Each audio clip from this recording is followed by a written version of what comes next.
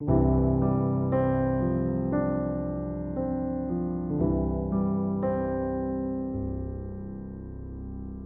안녕하십니까. 오늘도 하나님을 사랑하는 마음으로 금요 예배에 함께 동참하시는 여러분들을 주님의 이름으로 진심으로 환영하고 사랑합니다. 네. 오늘 보신 본문은 바울의 3차 전도 여행에 속하는 본문입니다. 오늘도 성경을 함께 찾아보시고 또 성경의 뒤에 있는 지도가 있으신 분들이 있다면 바울의 전도 여행의 지도를 보면서 함께 따라오시면 좋겠습니다. 3차 전도 여행은 2차 전도 여행에 바로 맞닿아 있습니다. 2차 전도여행 때 바울이 아시아에서 전도하려고 힘썼던 것 혹시 기억하시죠? 그리고 아시아에서 전도를 하려고 바울이 힘을 썼는데 누가 그 일을 막았습니까? 네, 그렇습니다. 네, 성령께서 그 일을 막으셨죠. 다시 말씀드리지만 그 당시의 아시아는 우리나라가 속해 있는 큰 대륙의 아시아를 뜻하는 것이 아닙니다. 지금의 터키 그 서부 지역에 위치한 로마의 행정구역을 이야기하는 거죠. 그러니까 우리가 생각하는 것과는 개념이 조금 다르다는 것을 기억하셔야 됩니다. 어쨌든 이 아시아에서 성령이 막으셨지만 바울은 자신이 해야 할 사명이 전도에 있기 때문에 전도를 하려고 애씁니다. 그러다가 마게도냐 지역으로 가는 마지막 관문인 드로아까지 가게 되죠. 그리고 여기서 마게도냐 사람 하나가 나와서 우리를 도우라는 환상을 봅니다. 그래서 바울은 하나님께서 우리를 마게도냐로 부르시는구나 라고 인정하며 마게도냐로 건너갔다 하였습니다. 여러분, 지난번에도 한번 말씀드렸던 것 같은데 이 환상을 본 장소가 어디였습니까? 네, 잘 기억이 안 나시죠? 그래서 이것을 외우는 방법이 있다 말씀드렸었죠. 이 장소에서 마게도냐 사람이 환상에서 나와서 도우라고 했죠. 그래서 어떻게 했죠? 들어와, 들어와. 그래서 그 환상을 본 장소가 바로 들어와. 네, 지난번에 했던 것과 반응이 똑같은 것 같습니다. 다시 말씀드리지만 마게도냐는 유럽으로 가는 첫 관문에 해당하는 지역입니다. 그래서 마게도냐로 넘어가게 되면 유럽에 어디로 갈 수 있는지 갈 수 있게 되는 교두보가 선성이 되는 거죠. 그래서 여기서 바울은 로마에 대한 비전을 품게 됩니다. 모든 길이 로마로 통한다 했던 그 당시였기 때문에 로마가 만약 복음화가 된다면 바울이 생각하는 그 당시의 모든 세계가 복음화가 될 것이라는 그런 비전이 생기게 되는 거죠. 따라서 계속 아시아에서 전도를 해야겠다는 그 바울의 좁은 시야가 완전히 넓어지게 되는 것이 바로 2차 전도 여행이었습니다. 그래서 지난번에 2차 전도 여행을 말씀드리면서 하나님께서는 우리의 생각보다 훨씬 큰 분이라고 말씀드렸어요.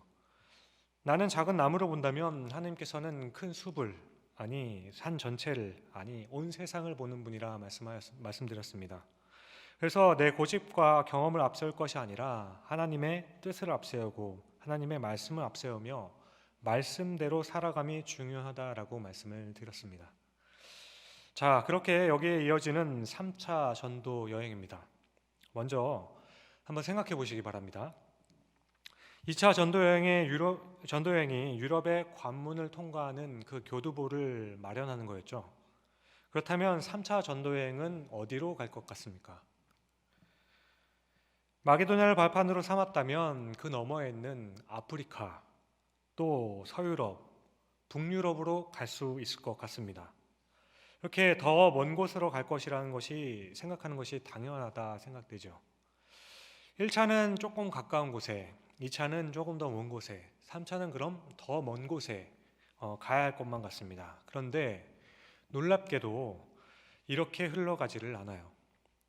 3차 전도여행의 대상지는 바로 아시아 지역이 됩니다. 2차 전도여행을 마치고 선교본부인 안디옥으로 돌아갈 때 바울은 에베소라는 곳에 들려서 잠시 말씀을 전했다라고 말씀드렸죠.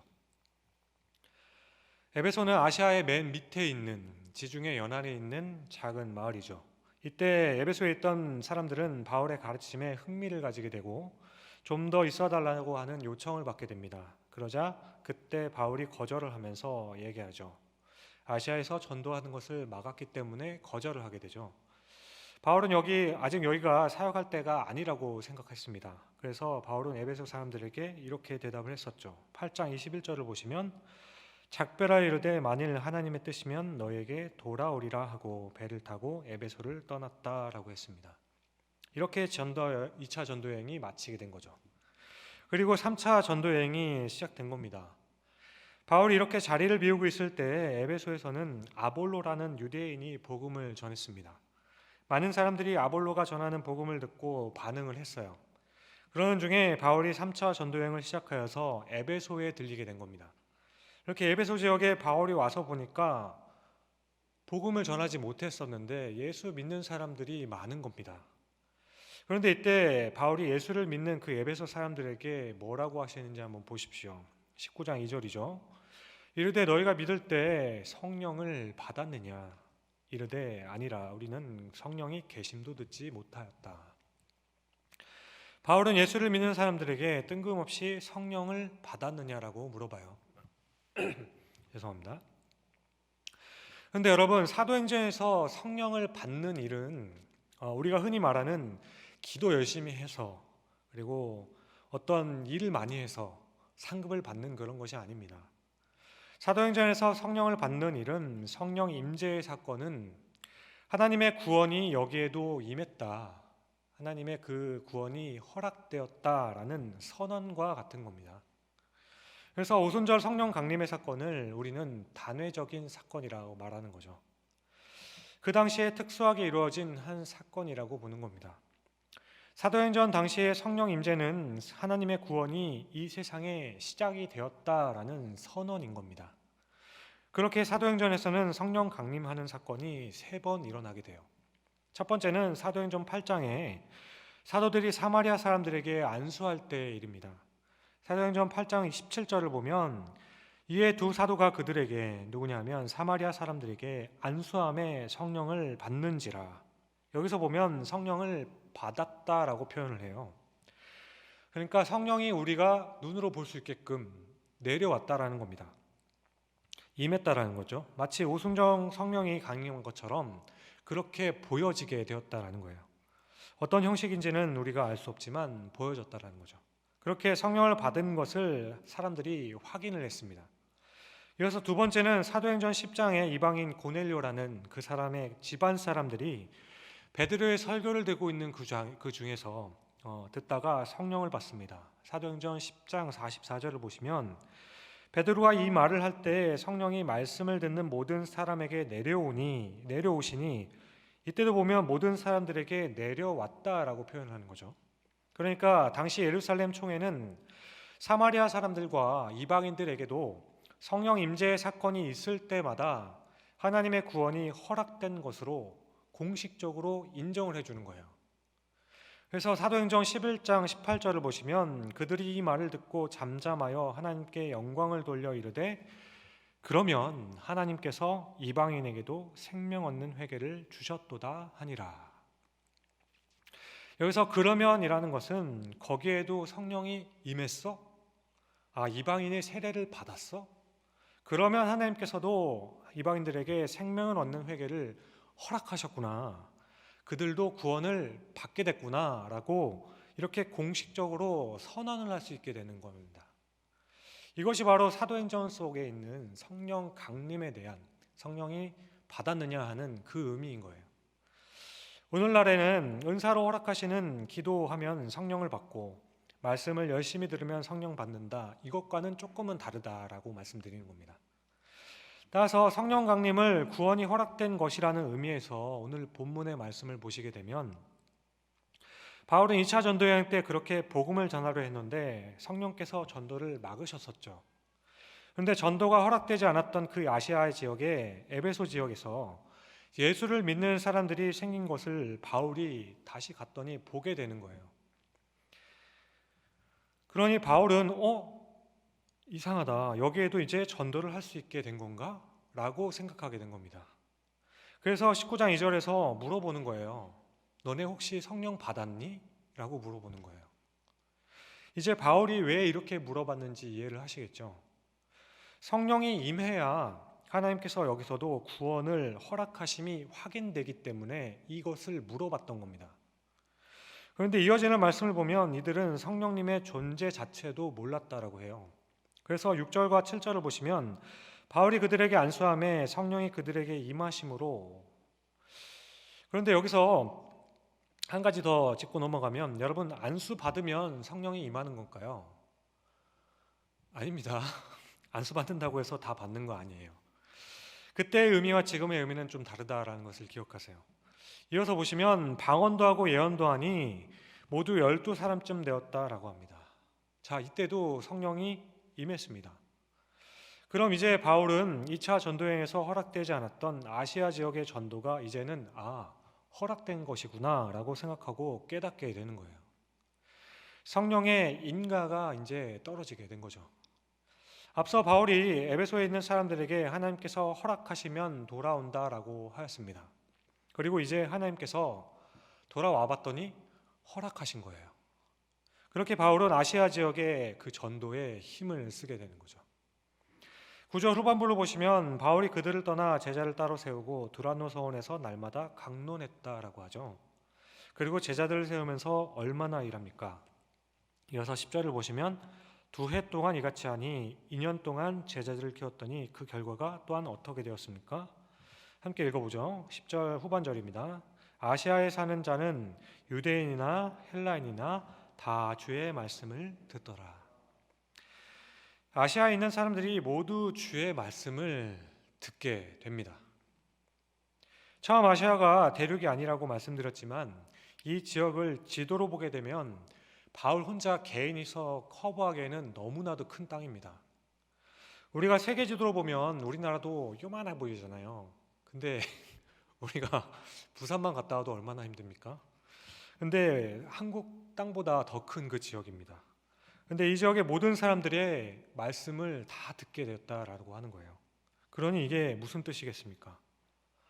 그러니까 바울은 아시아의 맨 밑에 있는 에베소에서 제자들을 양육했습니다. 그리고 이 제자들은 아시아 전역으로 파송이 되는 거예요. 그렇게 이 제자들이 아시아 지역 곳곳에 가서 복음을 전하며 교회를 세우고 있는 겁니다. 그래서 바울은 한 번도 가보지 못한 곳에 편지를 쓰기도 해요. 그것이 바로 골로새서이죠. 골로새서 2장 1절을 보시면 내가 너희가 라우디게아에 있는 자들과 무릇 내 육신의 얼굴을 보지 못한 자들을 위하여 얼마나 힘쓰는지를 너희가 알기를 원한다라고 이야기합니다. 골로새 교회에는 가보지를 못했어요, 바울은. 그렇지만 그곳에 복음이 전해지고 예수를 믿는 사람들이 일어나게 된 거죠. 그러니까 그만큼 아시아 지역의 복음화가 굉장히 폭발적이었다라는 겁니다. 그러므로 3차 전도 여행의 핵심은 아시아 지역이 되는 겁니다. 그렇게 아시아 지역에 2년을 사역을 마치고 2차 전도 여행의 지역을 한번 갔다가 다시 돌아오는 여정으로 이렇게 끝납니다.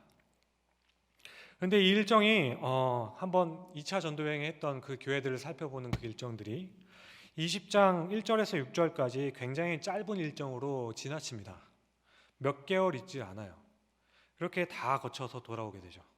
그리고 3차 전도 여행을 마치면서 예루살렘으로 돌아가기 전에 에베소의 좀 더 밑에 있는 밀레도에 들리게 되고 그 안에서 거기에서 에베소에 있는 장로들을 청하게 되죠. 20장 17절을 보시면 바울이 밀레도에서 사람을 에베소로 보내어 교회 장로들을 청했다라고 하죠. 에베소에서 바로 밑에 있는 지역인 밀레도에서 바울은 에베소의 장로들을 불러서 인사를 하게 되죠. 바울은 이곳에 다시 돌아오지 못할 거라는 것을 직감했던 것 같습니다. 그래서 20장 18절에 이렇게 바울이 이야기하죠. 오매 그들이 말하되 아시아에서 들어온 첫날부터 지금까지 내가 항상 여러분 가운데서 어떻게 행하였는지 여러분들도 아는 바다라고 하죠. 바울은 아시아에서 사역을 했다라고 해요. 여러분, 오늘 계속 강조하는 것이 있습니다. 그것은 바로 아시아 지역을 계속 강조하고 있습니다. 3차 전도 여행의 핵심은 바로 아시아 지역이에요. 그리고 이렇게 아시아를 강조하는 이유가 한 가지 더 있습니다. 그것은 오늘날의 복음의 서진을 주장하는 분들이 있어요. 극단주의적인 분들인데요. 이들의 주장은 복음은 서쪽으로 흘러간다라는 거예요. 그 근거로 제시하는 것이 2차 전도 여행의 구절입니다. 사도행전 16장 6절을 보면 성령이 아시아에서 말씀을 전하지 못하게 하시거늘이라는 거죠. 그렇지만 오늘 본문을 보면 아시아 전역에 복음이 전해졌다는 것을 우리는 알게 되죠. 이렇게 이 말씀을 가지고 아시아에서 그 말씀을 전하지 못하게 했다라는 이 말씀을 가지고 성령께서는 이때 이 지역에 복음을 전하기 못하셨기 때문에 복음은 서쪽으로만 가야 된다라고 주장을 해요. 실제 교회 역사를 보아도 그렇기는 합니다. 예루살렘으로 시작된 복음이 유럽을 넘어가고 아메리카 대륙을 넘어서 아시아로 넘어오긴 했죠. 그렇게 우리나라를 지나 중국을 지나고 있는 거죠. 서쪽으로 가는 추세가 있습니다. 그러니 이렇게 주장하는 것도 굉장히 좀 신빙성이 있기는 합니다. 그런데 이 주장에 따르면 복음은 마침내 어디까지 가게 돼 있습니까? 지구는 둥그니까 자꾸 걸어 나가면 온 세상 사람들 다 만나고 어디까지 갑니까? 네, 복음이 시작되었던 예루살렘까지 가겠죠. 이렇게 극단주의자들은 이 부분을 붙잡고 주장을 하는 거예요. 결국 복음이 이 지구 한 바퀴를 돌며 서쪽으로 계속 가다가 예루살렘에 도착하게 되면 그때는 땅끝 예루살렘이라고 주장하는 거예요. 거기가 땅끝이라고. 그래서 성경에는 복음이 땅끝까지 전해지면 예수님이 온다고 하지 않았습니까? 그러니 이들은 예루살렘이 복음화가 되면 예수님께서 다시 돌아오신다라고 주장을 하기 시작하는 겁니다. 그래서 백투 예루살렘이란 말을 한 번쯤은 들어보셨을 겁니다.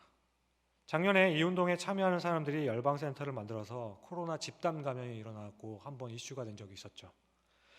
그리고 이런 극단주의 성향을 가진 분들은 또 이런 이야기를 하기도 해요. 바코드를 받으면 지옥에 간다. 베리칩은 악마의 표식이다. 이런 결을 따르는 사람들이 이 주장에 같이 주장을 합니다. 무엇보다 가장 위험한 것은 예루살렘이 복음화가 되면 예수님이 다시 오신다라는 사실을 주장한다는 거예요. 재림의 날을 계산하는 것이 가능해지기 때문입니다. 예루살렘이 복음화가 되면 예수님이 오신다. 이 공식이 가능해지면 재림의 날이 계산이 가능해지는 거예요. 그래서 그 날을 계산하면서 얼마를 투자하고 또 몇 명이 가서 복음화를 시켜서 몇 퍼센트가 복음화가 되면 예수님이 다시 오신다라는 결론을 만들어내는 거예요. 그래서 몇 년쯤 며칠쯤이면 오시겠다라는 수치를 만들어냅니다. 이렇게 복음의 서진과 맞물려서 같이 시한부 종말론을 펼치며 모든 사람들의 가산을 탕진하게 만드는 자들이 있다라는 겁니다.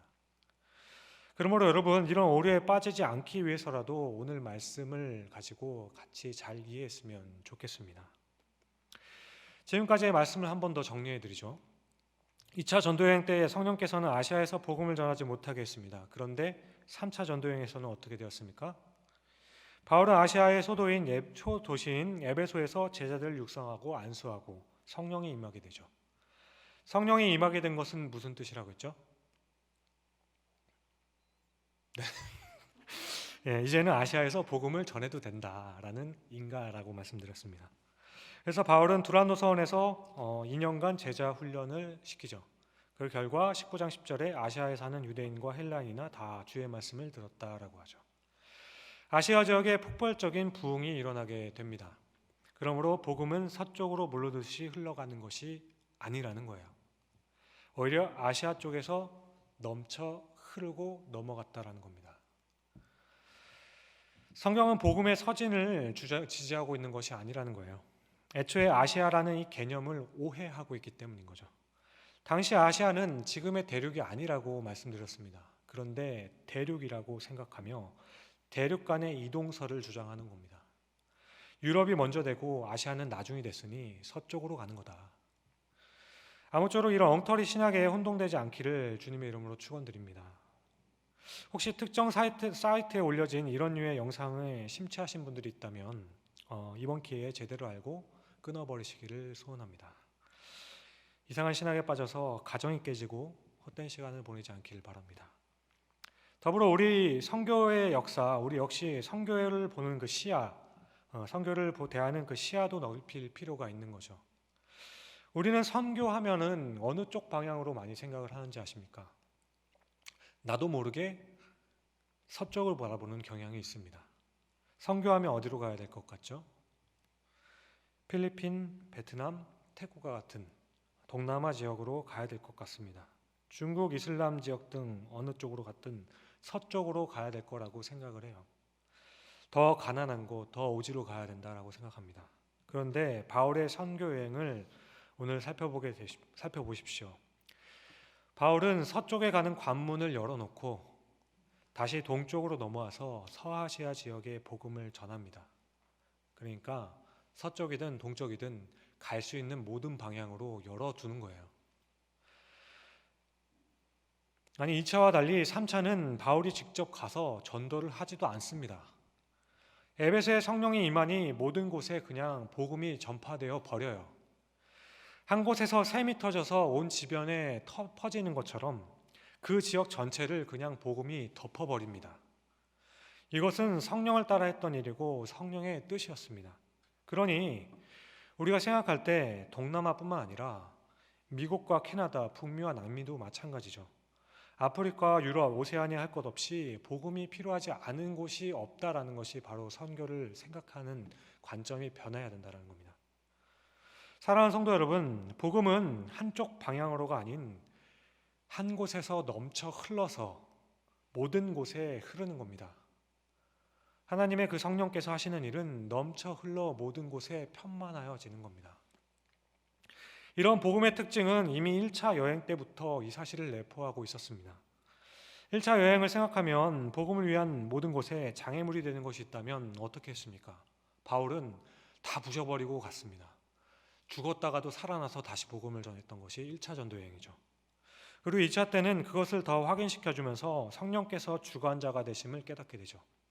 그리고 오늘 3차 전도 여행에서는 성령께서 주관하시는 그 복음은 나뿐만 아니라 나와 관계된 또 하나님과 관계된 모든 사람들, 그 사람들을 통해서 모든 사람과 모든 환경을 뛰어넘어서 흘러넘침으로 온 곳에 퍼지게 된다는 것을 가르쳐준다는 거죠.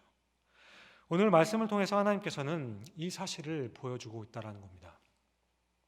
그러므로 지금 우리가 해야 할 것은 다른 나라, 먼 나라뿐만이 아니겠죠. 우리나라뿐만 아니라 우리 주변의 이웃들 중에도 오늘 밤에 눈을 감으면 지옥에서 눈을 뜨게 될 수백 수천만의 사람들이 우리와 함께 살고 있다는 사실을 기억해야 합니다. 영적으로 메말라 이 영적인 갈증을 채우기 위해 헛된 것에 매달리는 사람들이 지금은 더욱 많아진 시대를 살아갑니다. 교회가 할 일이 너무나도 많습니다. 우리 주변으로부터 시작해서 5대양 6대주가 전부 다 복음의 대상지인 거예요. 아니 목사님, 알지요. 알아요. 그런데 아직 코로나 아닙니까? 그리고 우리가 뭐라고 다 가서 전하겠습니까? 뭘 안다고 전하겠어요? 맞습니다. 그래서 지금도 정말 많은 사람들이 죽습니다. 그렇게 이들은 지옥의 문이 활짝 열려 있어요. 하지만 복음의 전할 문은 전부 닫혀 있는 거죠. 그래요. 이렇게 보면 우리가 할 수 있는 일이 전혀 없습니다. 우리가 할 수 있는 그 일이 전혀 없어 보여요. 그러나 여러분, 오늘 말씀에 하나님께서 하시는 말씀은 무엇입니까? 바울이 했습니까? 사람들이 했습니까? 아니죠. 하나님께서 하셨다라는 거예요. 누가복음 18장 27절 이르시되 무릇 사람이 할 수 없는 것을 하나님은 하실 수 있느니라. 여러분, 누구도 할 수 없는 그 일을 하나님께서는 할 수 있으십니다. 이것이 우리의 신앙의 고백이 아니겠습니까? 그러므로 우리가 무엇 해야 되겠습니까? 오늘 이 자리에 왜 오셨나요? 기도하려고 오지 않았습니까? 기도해야 됩니다. 골로새서 4장 3절을 보시면 또한 우리를 위하여 기도하되 하나님이 전도할 문을 우리에게 열어주사 그리스도의 비밀을 말하게 하시기를 구하라. 내가 이 일 때문에 매임을 당하였노라. 여러분, 우리의 상황은 모든 것이 매인 것 같습니다. 내가 할 수 있는 일이 없는 것 같아요. 어떻게 해야 할지도 모르겠습니다. 그러니 어떻게 해야 됩니까? 바울처럼 기도하는 거죠. 기도해 달라고 요청하는 겁니다. 여러분, 기도합시다. 함께 모여서 기도합시다. 사랑하는 성도 여러분, 오늘 함께 말씀을 보았듯이 성령의 역사는 모든 것을 초월하는 겁니다. 바울은 오늘 자신이 복음을 전하지 못한 그곳에 복음이 이미 전파되었다는 것을 발견했습니다.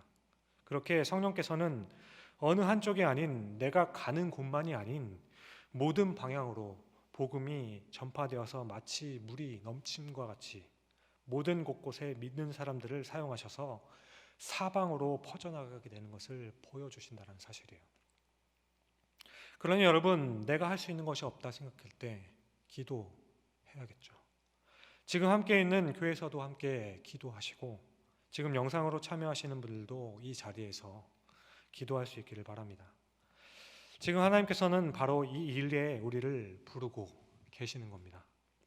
오늘 이 밤에 주님이 부르심에 확신을 가지면서 지금 이 순간에도 복음이 필요한 수많은 사람들이 있음을 우리 마음속에 분명히 인식하시면서 이 땅에 다시금 구원의 문이 열릴 수 있도록 그 복음의 문들이 다 열리고 성령을 받을 수 있는 자들은 모두 다 받을 수 있도록 뜨겁게 함께 기도하는 우리 모두가 되실 수 있기를 주님의 이름으로 간절히 축원드립니다. 기도하겠습니다.